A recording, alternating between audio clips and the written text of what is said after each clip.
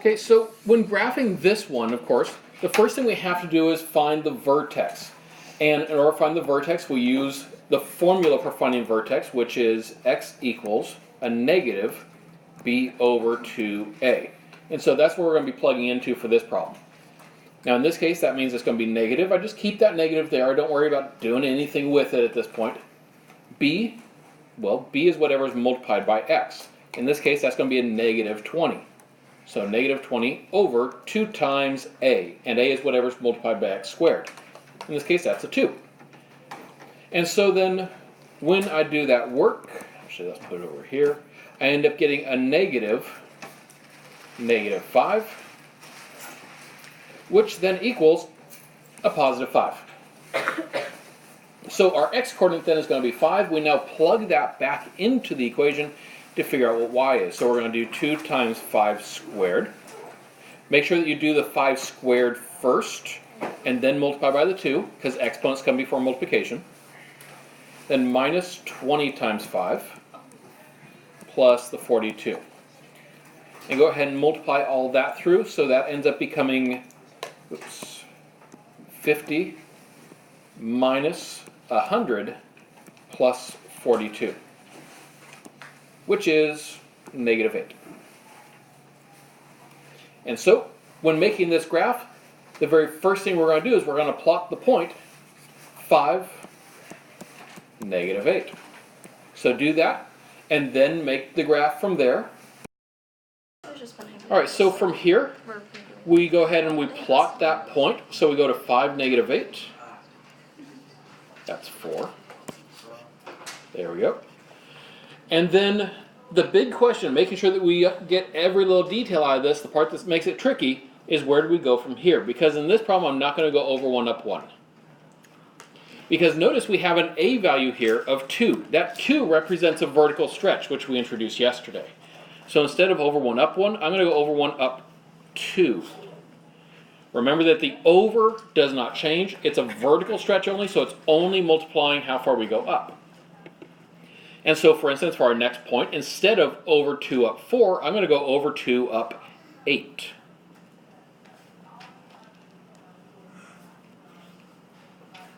And then next I would normally go over 3 up 9. In this case I would go over 3 and up 18, which yes, we can fit on our grid if you made it up going up to 10. But I'm betting that's about all you can fit on your grid, so then go ahead and draw the curve in that goes through those points.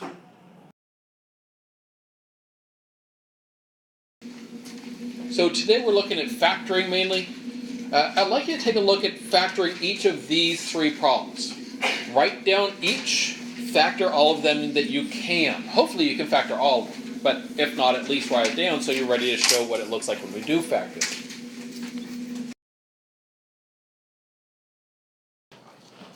Alright, so for number 1, as I take a look at the problem in number 1 that I'm asked to factor, what jumps out to me is that it starts with x squared, and then it goes to x, and then just a number. Whenever I see that particular pattern, x squared, x, number, it tells me that I'm going to be factoring it into 2 different sets of parentheses. Each of those parentheses starts with an x, and then it's just plus or minus whatever 2 numbers add to the middle number and multiply to the last number. So we say what multiplies to negative 36 and also adds to a negative 9, and you should find that it's a negative 12 and a positive 3. That is then factored. That's our final answer, as good as it gets. Number 2, again I start by looking at the original problem, and in this one I notice that my x's go x cubed, x squared, and then no x. Because of that, because it's not set up like that number 1 was, we can't do the same process. We can't just do add 2, multiply 2. It won't work here. So instead, I then look to see, okay, well, can I factor anything out of every term? Because they're both different types of factoring, but it's all factoring, basically introducing the parentheses into it. And in this case, notice you can, in fact, divide all 3 terms by something. What can we divide all 3 terms by? 3. I can divide them all by 3. So then, 30x cubed divided by 3 gives me 10x cubed. Notice I'm not pulling any x's out, so the x's remain the same. Minus 42 divided by 3.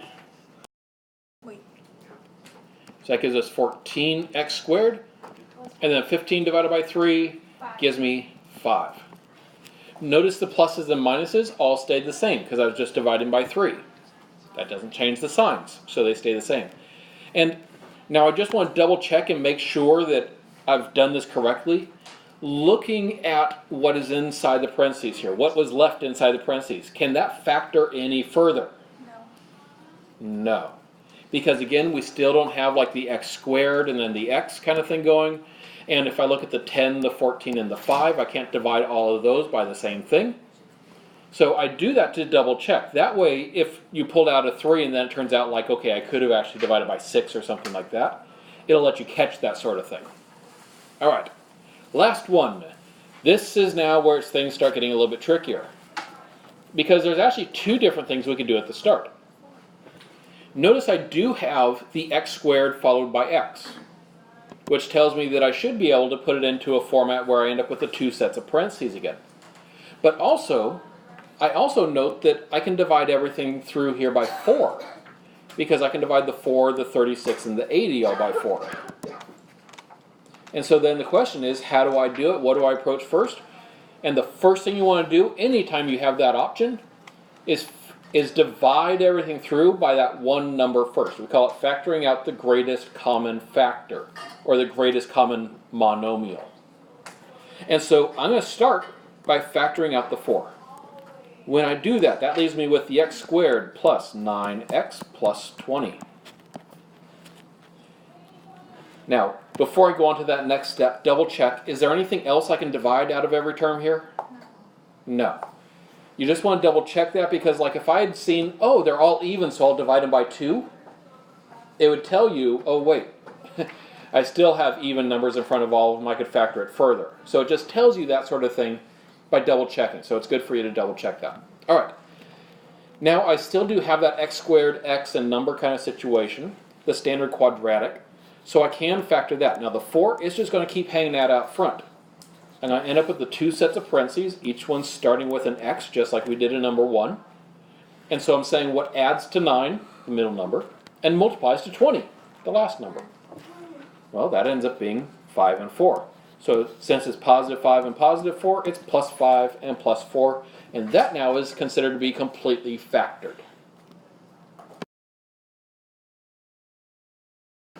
Now to continue practicing our factoring, we're going to factor this one.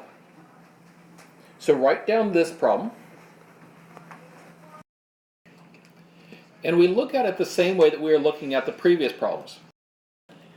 I look to see, does it follow that pattern of the x squared and the x, and it does. And I also look to see if I can divide out the same thing from every term, and I can. Now that's the tricky part with this one, and the part that sometimes trips people up.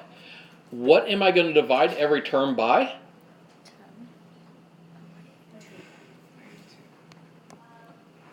I want this to be a plain old x squared, so I'm actually going to divide by negative 2.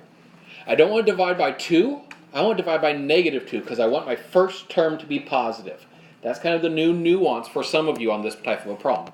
So first step, please fill in the parentheses that will correspond to that.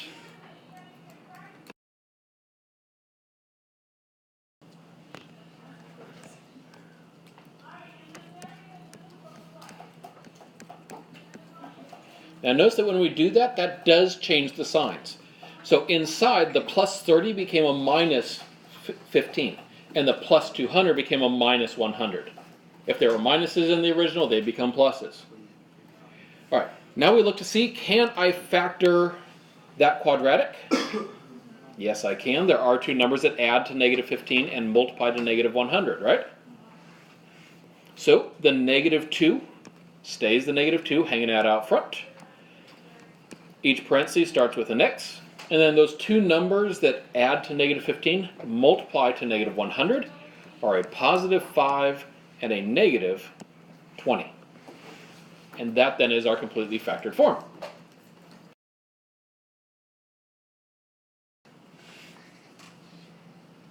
Okay, now you're working on factoring this one.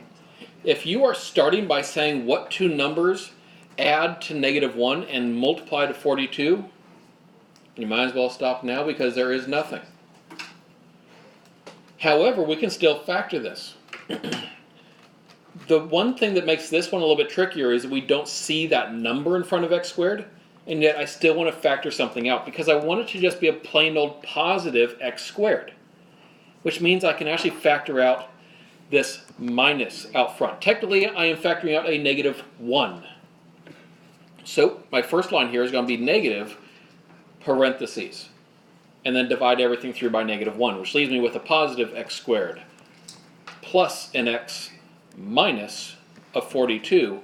And now you can find a combination using the add 2, multiply 2 method.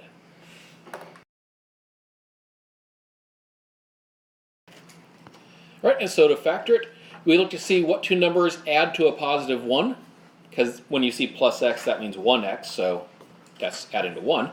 And then multiplying to a -42. You should find -7 and +6. So that then is your actual factored form.